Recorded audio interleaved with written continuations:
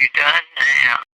Oh, Brad, what have you done now? Doc! Okay, relax, Doc. It's me. It's Martin. Oh, it can't be. Just sent you back to the future. Yeah. Oh, I know you did send me back to the future, but I'm back. I'm back from the future. Great Scott. Wait a minute, Doc.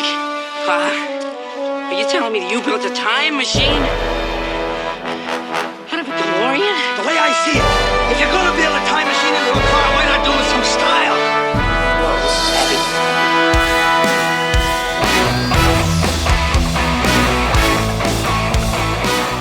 Hello, everybody, and welcome to Back to the Future, the podcast, the only podcast looking back in time with the greatest film trilogy of all time, Back to the Future. I'm your friend in time, Brad Gilmore, and here we are, Season 7. Can you believe it? I cannot. I never planned for this show to go 7 seasons, and it's really a testament to you all, the listeners, for sticking around, for supporting the podcast, and it's only gotten bigger as the years have gone on. I've been so impressed by the amount of love that I've gotten from all of you over the last 5 years of doing this show. I've talked to people from all 50 states, from multiple countries, on multiple continents. Everyone is listening to the show, so I'll be honest, man, I really continue to do it for the love of the franchise and for the love of the people, the pinheads out there listening right now. If this is your first time tuning in, my name is Brad Gilmore. I'm the host of Back to the Future, the podcast. You might know me from Booker T's Reality of Wrestling, ESPN Radio, or my work with the Movie Trivia Schmodown. I also host my own podcast called The Brad Gilmore Show, where we talk to celebrities all the time. I've played a few of those interviews on here. That's how we got Crispin Glover, Leah Thompson. They've all been on the show. It's crazy. Leah Thompson did this for me. Oh, my God. You're my dreamboat, for sure. It doesn't get much better than that, people. And I am also the author of the #1 bestseller on Amazon, Back from the Future, a celebration of the greatest time travel story ever told, that came out in April of 2020. And really cool, man. Really cool if you're joining us. Really cool reaction for the book. It was the first book that I ever wrote, and I wasn't sure what I was doing, but I found my way through it, and the support and love I've gotten from y'all has been awesome. At the time that we're doing this, the book came out in the pandemic, right? And I hadn't gotten to go to a bookstore to see it. And if you go to my Instagram page, at Brad Gilmore on Instagram or on Twitter, you'll see a friend of mine, Mike Kalinowski, sent me a shot in Burbank, California, is where he was. He sent me a shot of himself in Barnes & Noble, and there it was on the shelf, Back from the Future. Pretty cool, man. It was the first time I actually saw it on a shelf in a bookstore, which made it even more real. So, again, shout out to everybody who purchased the book. I am your humble and gracious servant, and I really do appreciate it. Here we are, guys, Season 7.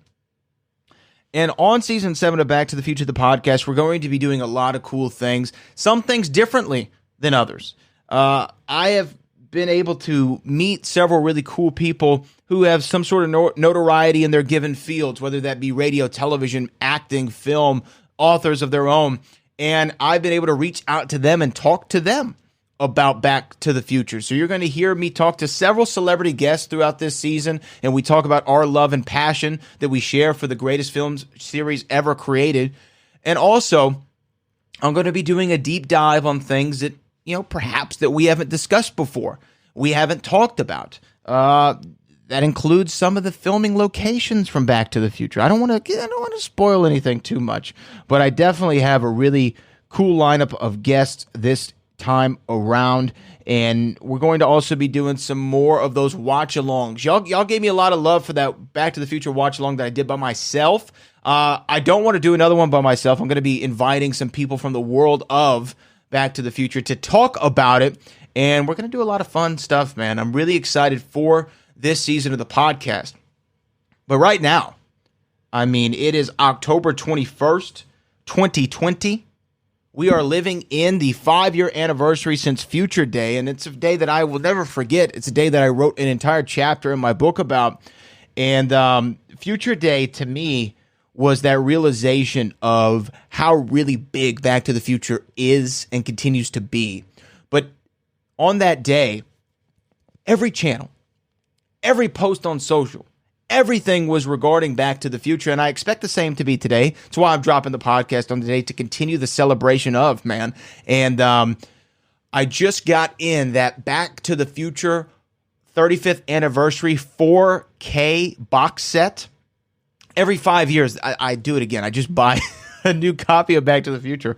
And I didn't think that it'd get cooler than the flux capacitor, but I am so excited to sit down and really watch the 4K version of these movies, because if you go back and watch the VHS copies, it's really odd how much you miss, especially when you look for the things in the background. It's so fuzzy and blurry, and the definition wasn't as it is today, and so you don't see things that you see now. Like, I remember looking at Back to the Future 2, even on Blu-ray, and I was able to finally see, like, Roger Rabbit in Blast from the Past store and Back to the Future Part 2, or you saw a Dragnet poster. These are things that I never noticed before that I'm now able to see because of the higher definition of these films. I'm so happy Back to the Future got that 4K treatment. Now, I was expecting, if you remember 5 years ago, I think I probably talked about it on the podcast, I was expecting to see more of the Eric Stoltz footage, but recently I had a listener of the show reach out to me, and he is a member of the DeLorean fan club, or DeLorean car club, and I want to make sure that I give him his proper credit. Jeremy sent me a message, and he said that he was a part of this Q&A with Bob Gale, of course, the co-creator of Back to the Future, and he said something interesting about that Eric Stoltz footage. He said that Bob Gale said they won't ever release the Eric Stoltz footage out of respect to Eric. And they said that it was not good, and they don't want to damage his career at all. Oh, because of the footage, I'm assuming, was not good. And they didn't want to release it out of respect to Eric Stoltz. I still feel, because Bob Gale said I think it was on the Back in Time documentary, that eventually it would be released. So I still think that maybe we'll see some more clips. I don't know what to expect in that behind the scenes footage, but I think that we'll see more clips of that. I just hope that we'll just get just a little bit more, and a little bit more, so that we can really enjoy what could have been in regards to Back to the Future. So I think that video might be up on YouTube. I'm going to look for it here as we're talking, because I'd love to actually find the here we go. Let's see. I'd like to actually find that whole thing, but I don't see it on here. So I'm going to ask Jeremy for a link, and maybe we'll talk about it on a future episode, because I would really love to discuss that more. But one of the things I'm going to play for you today is, as I said, I have multiple endeavors, right? I'm doing a lot of different things. And my show, The Brad Gilmore Show, the podcast, and my ESPN radio show with Booker T has allowed me to talk to a lot of cool people. Those people have been names that you may have heard of, some that you haven't. But what was interesting in every one of these interviews that I did, either I brought it up or it was brought up based off just love for the films, or because I have this Back to the Future poster behind me. And we do all these things via Zoom in the pandemic, so people were seeing the poster, and it would inspire a lot of talk. And I want to play just a few clips from my radio show with some people that, like I said, you may have heard of and that you may have not have heard of, but we were all inspired to talk about Back to the Future. Now, also, if you notice on the title for this episode, you see it says featuring Christopher Lloyd. And it's true.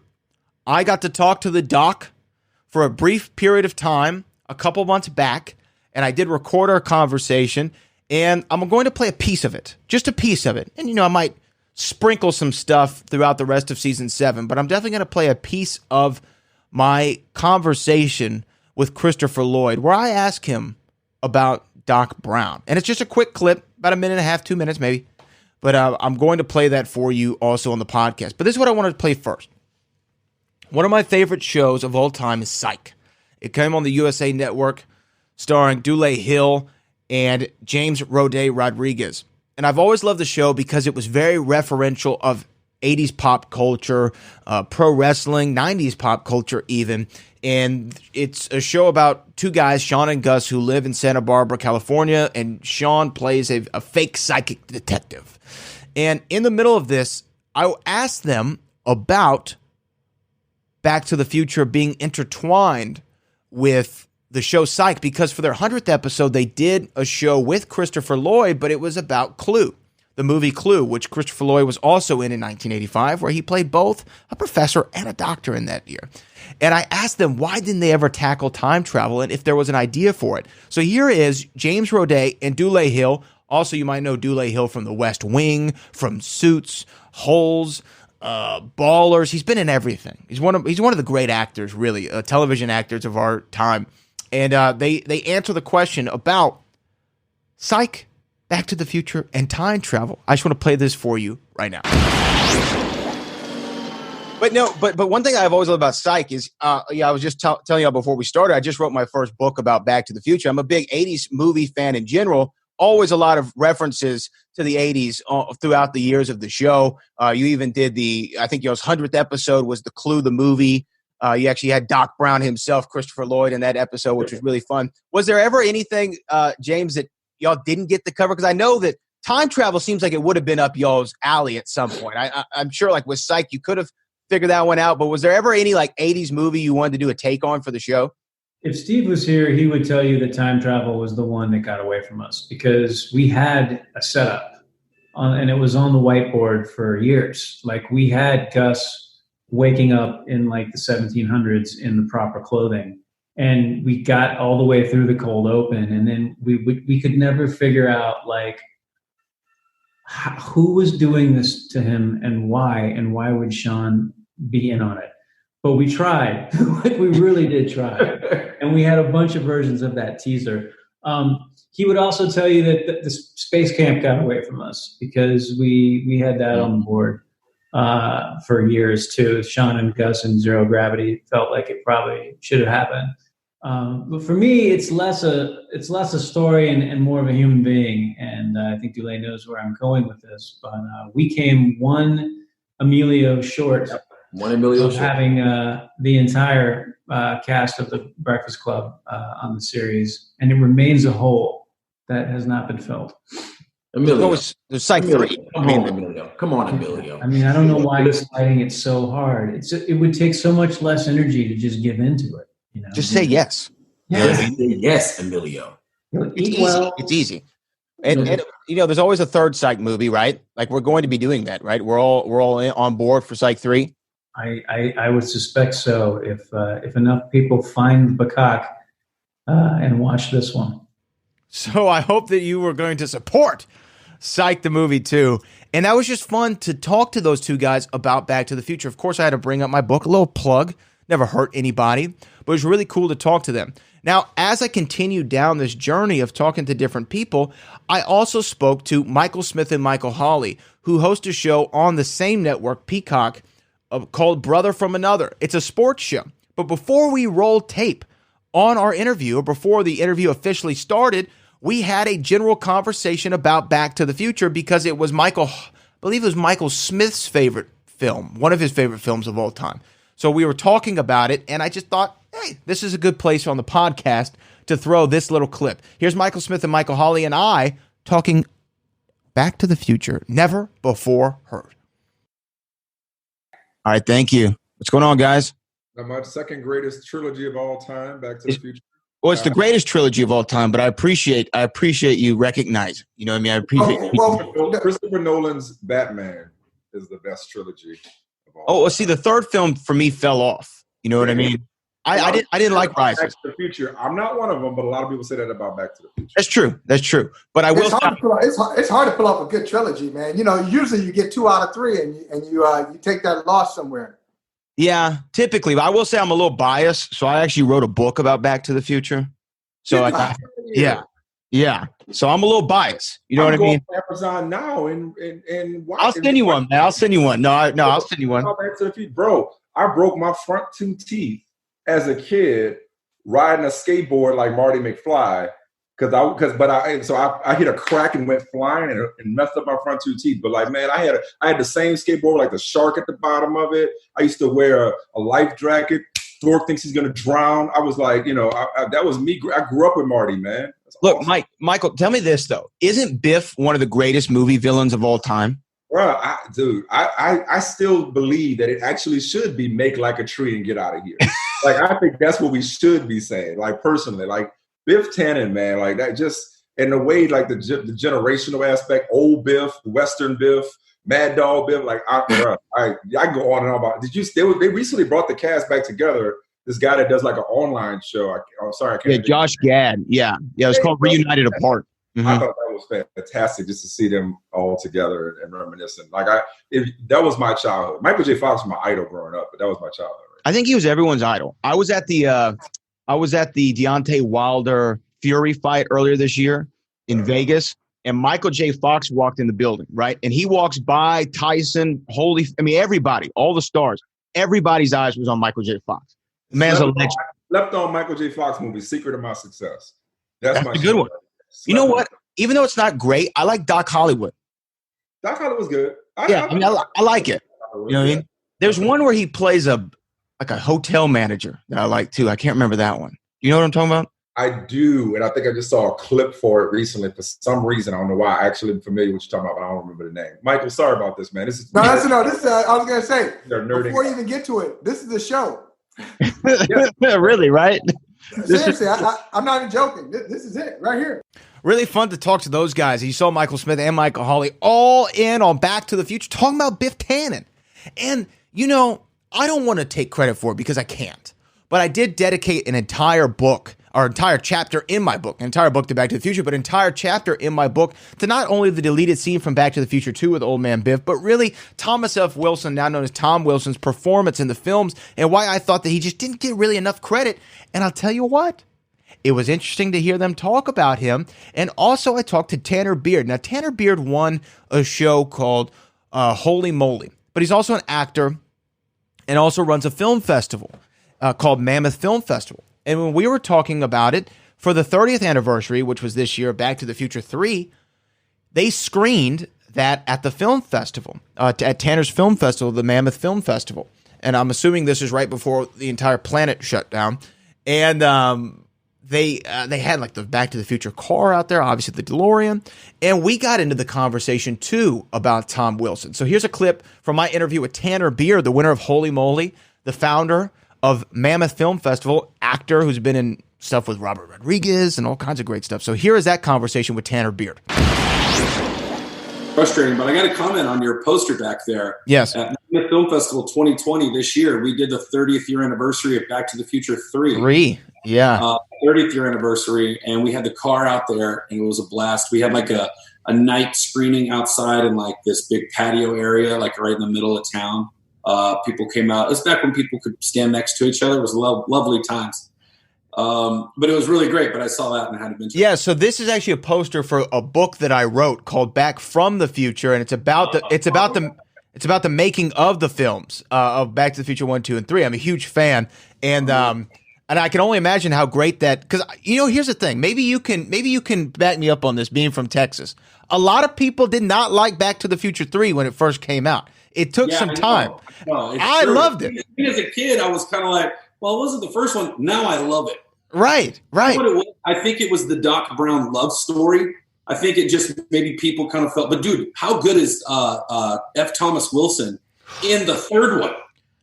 That's when he was like, damn, the dude's a damn good actor. You know what I mean? He's playing so many characters of a character. And I'm just like, this is incredible performance. You know what I mean? But after going back and watching it as an adult, I loved it more than because as a kid, I'm like, I used to love Indiana Jones 2, and the Temple of Doom. As a kid, that was my favorite one. Now it's my least favorite one. I'm like, now the third one is a masterpiece. You know what I mean? Last Crusade's the best of the four, for sure. It's you're talking about an amazing trilogy, but this is just a great movie. And like Indiana Jones like blowing dudes away, and I'm like, it's like dark, but also still PG-13ish. It's an incredible film. Incredible film. Yeah, absolutely. We're talking about movies from like 35 years ago.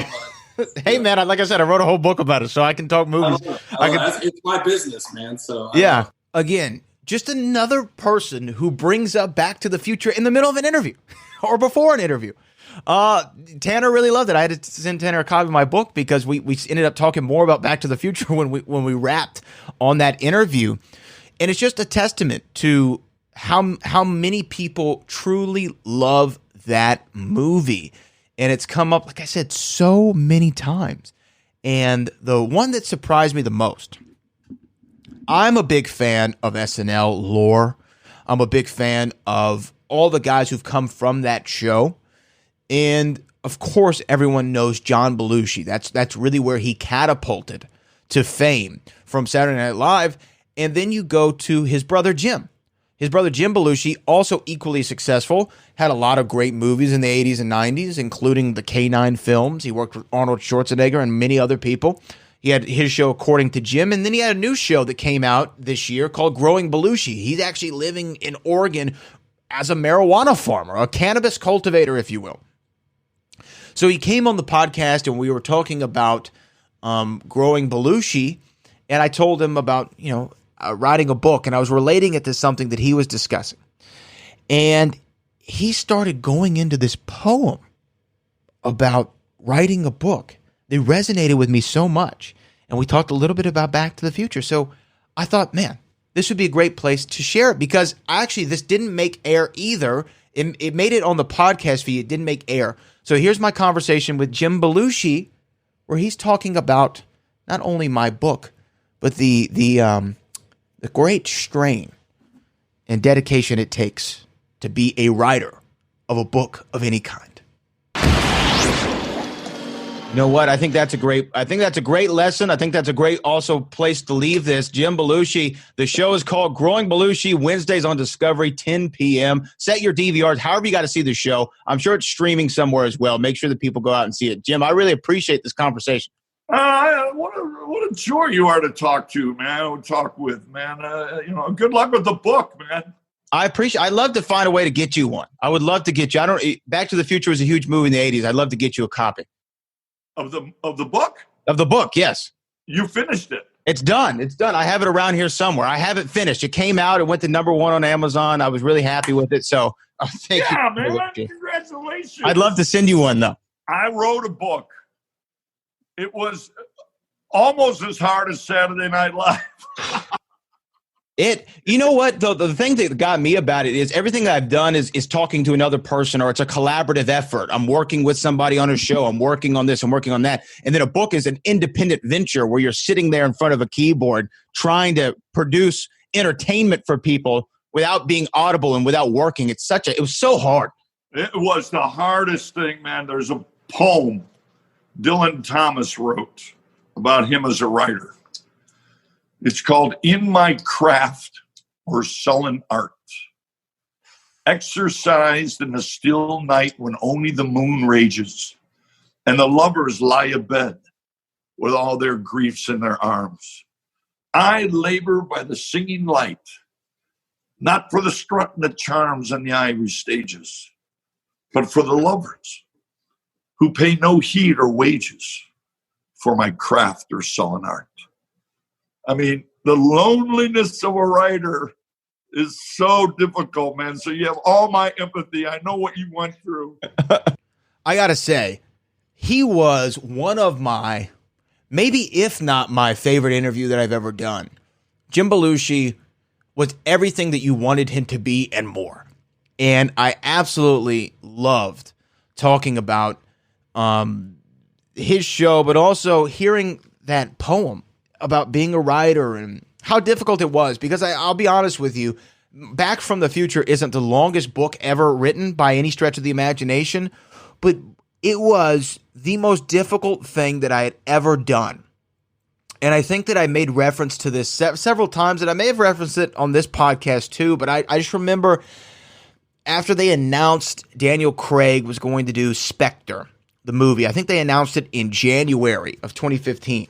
And the movie came out in November of that same year. So it was like this 10-month haul to get this movie shot and turned in and edited and done.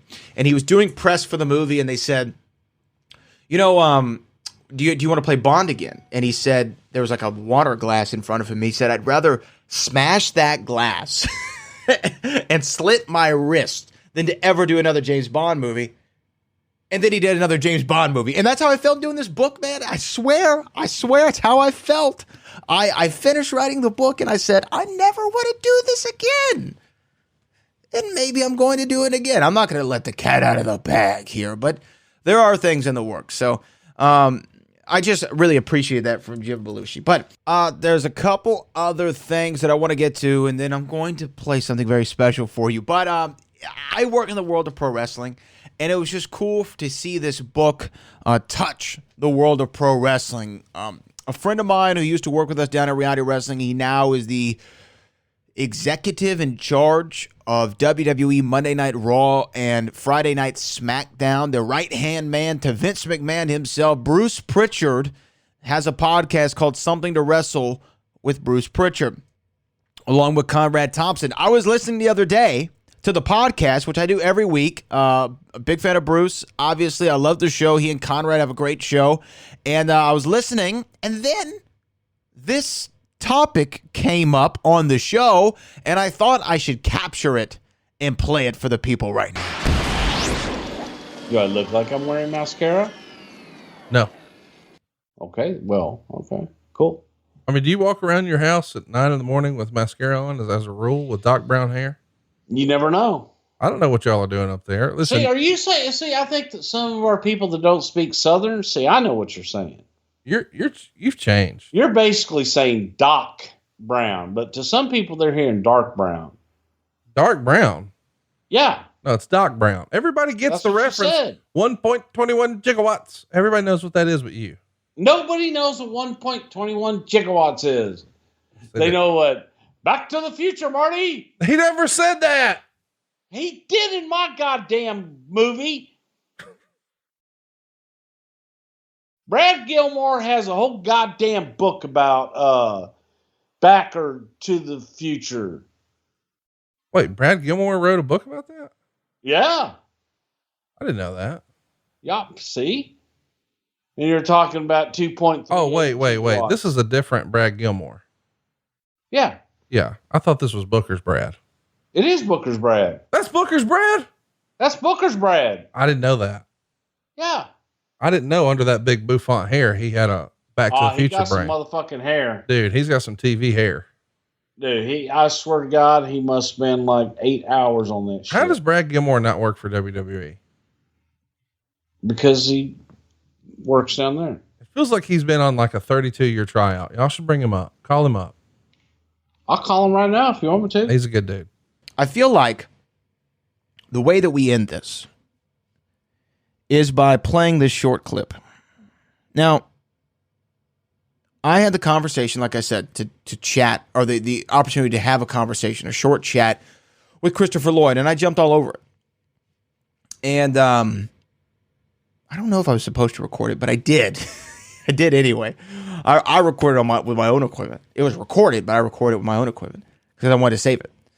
And I gotta say, his internet connection wasn't the greatest of all time, but he's in the greatest movie of all time, so that's fine. But I always wanted to know, because when you think about Christopher Lloyd, he's played so many roles that are really iconic. Not only Jim Ignatowski from Taxi or Professor Plum, which is iconic to me. I love that movie. I love 1985's Clue the movie. I watch it all the time.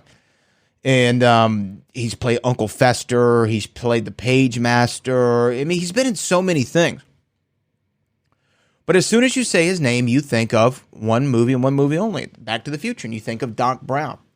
So when I was talking to Christopher Lloyd, I got two really cool things. One, I got the drop of the century from him. I play this now on the radio all the time. Let me make sure I have the right one queued up. I play this all the time on the radio now, and I'm going to edit it to make it a little cooler, but this is a real drop I got from Christopher Lloyd. Can I get a Great Scott? Great Scott! Oh, it's fantastic. Now, how cool is that? How cool is that? I asked, can I get a Great Scott? And I got a Great Scott from him. I mean, that's up there with this. Oh, my God. You're my dreamboat for sure. Leah Thompson. But I wanted to ask him why.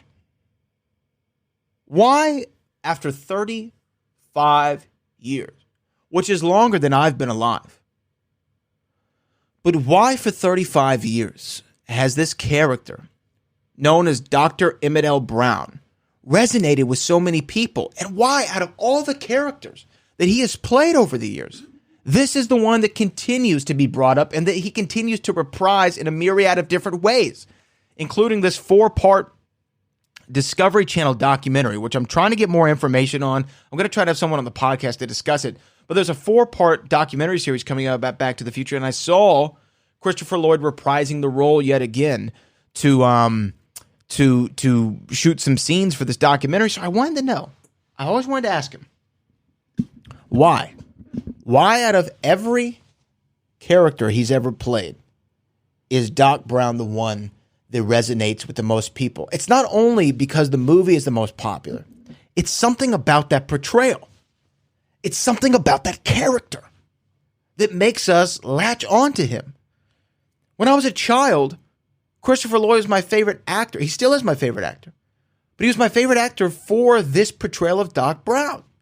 And sure, I love the movie Back to the Future, but I especially loved Christopher Lloyd in this movie.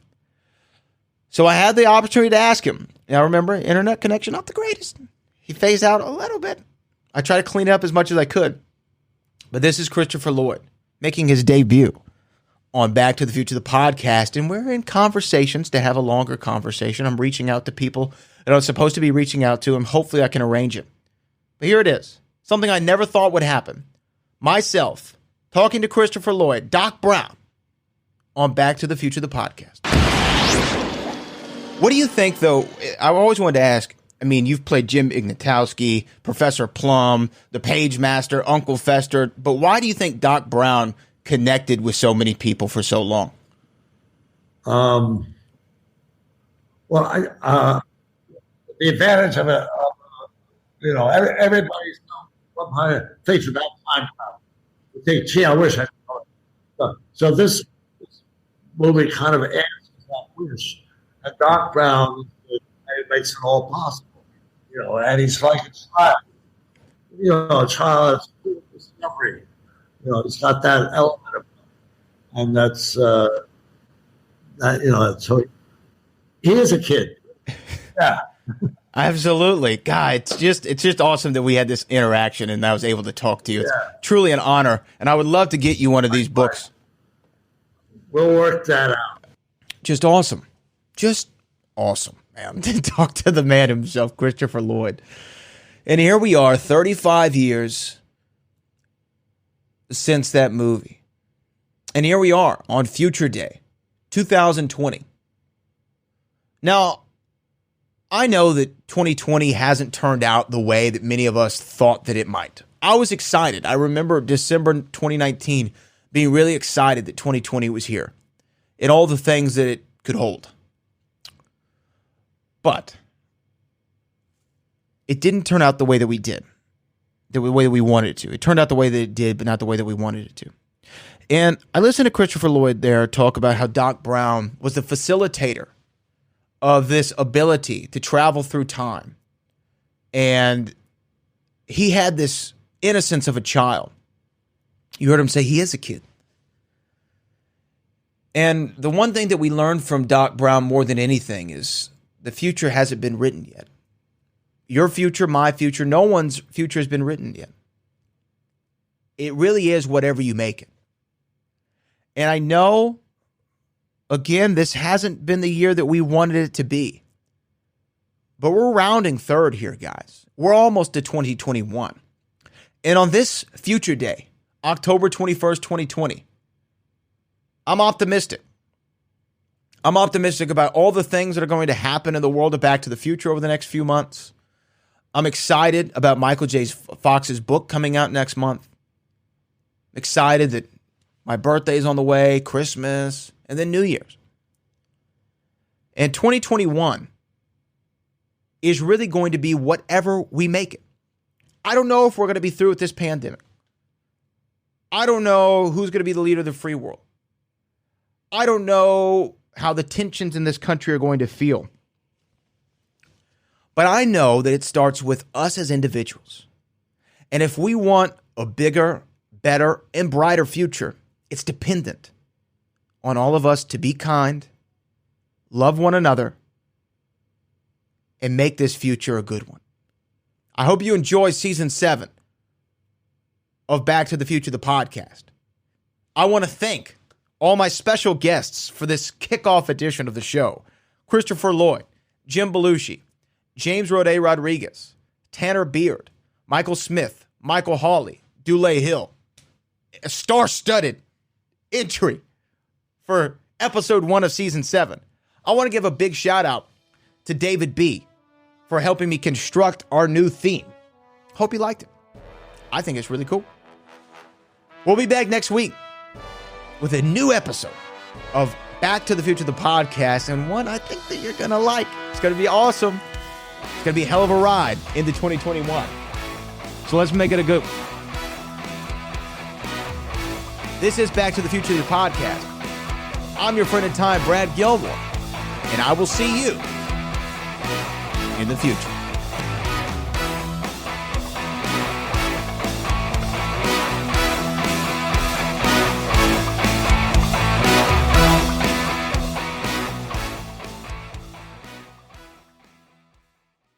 To be continued. Oh, Brad, what have you done now? Oh, Brad, what have you done now?